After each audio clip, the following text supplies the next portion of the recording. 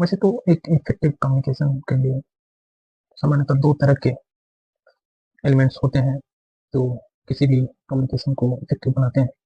पहला है verbal aspects and दूसरा है नॉन वर्बल एस्पेक्ट्स। तो चलिए हम बात करेंगे इन दोनों एस्पेक्ट्स पर, वर्बल एस्पेक्ट्स और नॉन वर्बल एस्पेक्ट्स।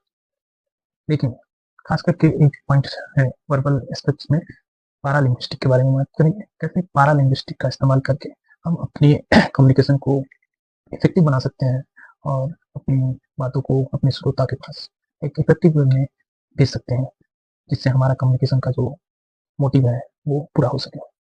चलिए डिस्प्ले पे आते हैं और इसी चीज़ को एक विस्तार तरीके से समझने की कोशिश करते हैं। पैरालिंग्विस्टिक एक ऐसा एलिमेंट्स है जिसका इस्तेमाल करके हम अपने वर्बल कम्युनिकेशन को और स्ट्रॉन्ग बना सकते हैं।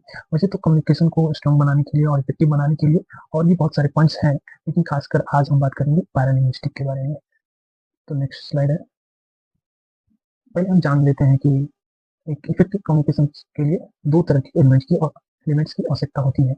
एक वर्बल एलिमेंट्स, एक नॉन वर्बल एलिमेंट्स। तो वर्बल एलिमेंट्स में जैसा कि अगर आप कम्युनिकेशन बैकग्राउंड से है तो आपको पता होगा कि एक 7C ऑफ कम्युनिकेशन आता है। 7C मतलब कॉन्साइज होनी चाहिए, क्लियर होनी चाहिए, करेक्ट होनी चाहिए। 7C ऑफ कम्युनिकेशन का इस्तेमाल verbal elements as a verbal elements के तौर पे इस्तेमाल किया जाता है। इसी में वर्बल कम्युनिकेशन में हमारे पास है एक पैरालिंग्विस्टिक। ये पैरालिंग्विस्टिक क्या है इसको समझेंगे। साथ ही नॉन वर्बल में कॉन्फिडेंस आता है, एम्पैथी आता है। साथ ही नॉन वर्बल एलिमेंट्स में काइनेसिक्स, प्रॉक्सिमिक्स। काइनेसिक्स के अंदर हम पूरे बॉडी लैंग्वेज के बारे में पढ़ते हैं, उसके अंदर गेस्चर, पोस्चर, बॉडी मूवमेंट, ये सब आ जाएगा। लेकिन आज हम लोग को पढ़ना है पैरालिंग्विस्टिक के बारे में। पैरालिंग्विस्टिक होता क्या है? तो पैरालिंग्विस्टिक के अंदर चार एलिमेंट्स होते हैं सामान्यतः। एक tone, pitch, volume and rhythm.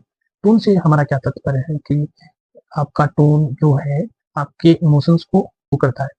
आपका आप बोल रहे हो वो चीज पॉजिटिव है, निगेटिव है, या या सरकास्टिक है, फ्रेंडली है, वो चीज जो है आपके टोन में दिखाई देती है। आपका टोन कैसा है। आप सपोज आपका फ्रेंड आपसे नाराज है तो आपसे बात कर रहा है तो उसके टोन से ही पता चल जाएगा कि व्यक्ति आपसे नाराज है।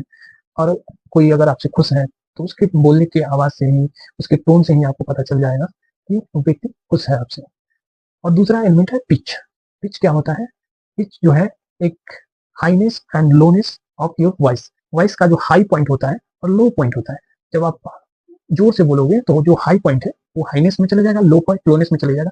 इसी चीज को हाईनेस एंड लोनेस को पिच ऑफ द वॉइस बोला जाता है, जो कि पैरालिंग्विस्टिक का एक एलिमेंट्स है। और तीसरा एलिमेंट्स है वॉल्यूम। आप जब बोल रहे हो तो आपका वॉल्यूम कितना लाउड है, कितना सॉफ्ट है, इस चीज के बारे में, ये चीज किसमें आएगा? वॉल्यूम में आएगा। और वॉल्यूम किसके अंदर आता है? पैरालिंग्विस्टिक के अंदर आता है। साथ ही एक चौथा पॉइंट आता है पैरालिंग्विस्टिक के अंदर, रिदम। आप जो बोल रहे हो, कितना फास्ट बोल रहे हो, कितना स्लो बोल रहे हो, ये रिदम क्या आता है। और ये चार point, tone, pitch, volume and rhythm, ये चार पॉइंट मिलके पैरालिंग्विस्टिक बनाते हैं, जो कि एक इफेक्टिव कम्युनिकेशन के लिए इस्तेमाल किया जाता है। ठीक है, चलिए, थैंक यू।